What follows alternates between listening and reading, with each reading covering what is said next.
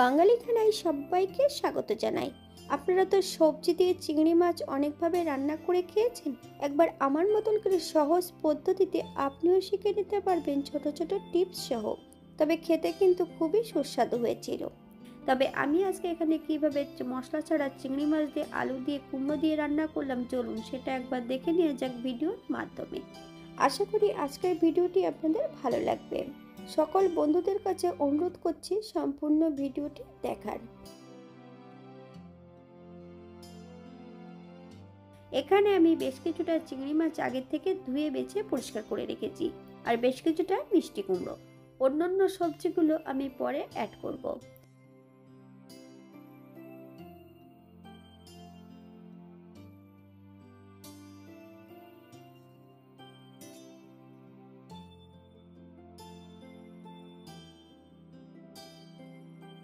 একটা কড়াইতে বেশ কিছুটা সরষের তেল অ্যাড করব। ফোড়নে রেখেছি কালো জিরে।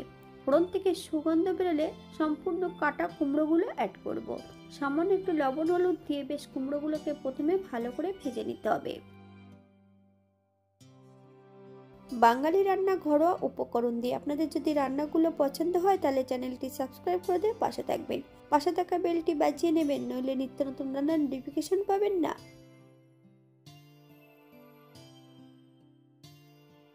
তবে আলুগুলো কিন্তু আমি আগের থেকে ভেজে রেখেছিলাম।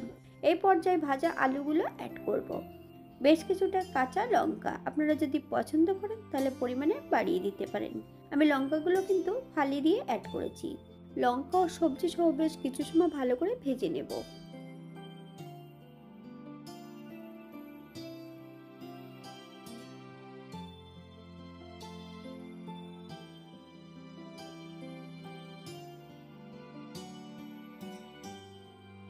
এই পর্যায়ে অ্যাড করব সম্পূর্ণ মাছগুলো। মাছ ও সবজি সহ বেশ কিছু সময় ভালো করে ভেজে নিতে হবে।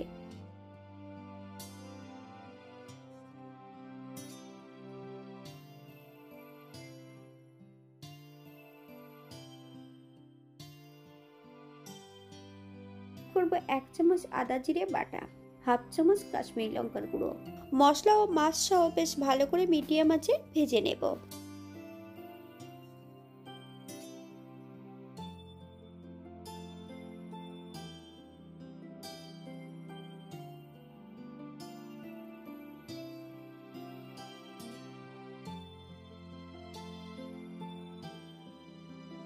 মশলা ও মাছ ও সবজি সহ বেশ ভালো করে ভেজে নিতে হবে। এই পর্যায়ে অ্যাড করব মশলা ধোয়া বাটি থেকে বেশ কিছুটা জল। মশলা ও সবজি সহ কষিয়ে নিতে হবে।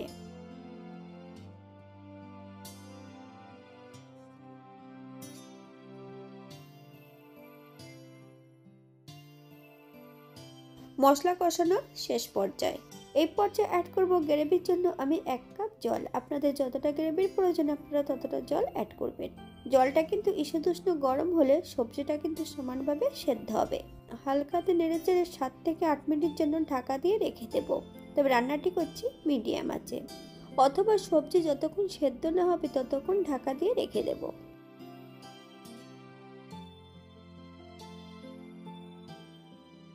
এই পর্যায়ে একবার চেক করে নেব সবজিটা সেদ্ধ হয়েছে কিনা।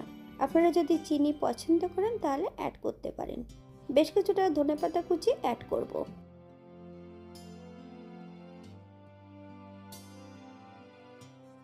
গ্যাসের ফ্লেমটা অফ করে দিয়ে 5 মিনিটের জন্য স্ট্যান্ডিং টাইম দেব। তারপর সার্ভ করব।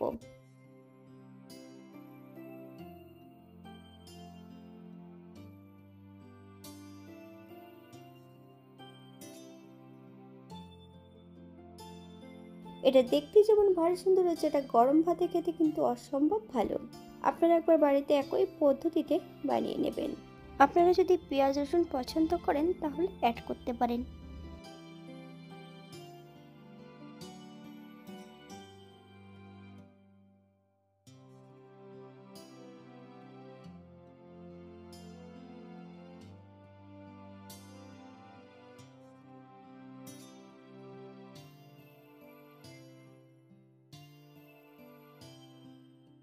আজকের ভিডিওটি এই পর্যন্ত। সবাই সুস্থ থাকবেন, ভালো থাকবেন। অন্যদিন নতুন রেসিপি নিয়ে আপনাদের সামনে আবার আমি হাজির হব। নতুন ও পুরনো সকল বন্ধুদের অসংখ্য ধন্যবাদ ভিডিওটি দেখার জন্য। হাতে যদি সময় থাকে তাহলে একটা লাইক, কমেন্ট, শেয়ার করবেন।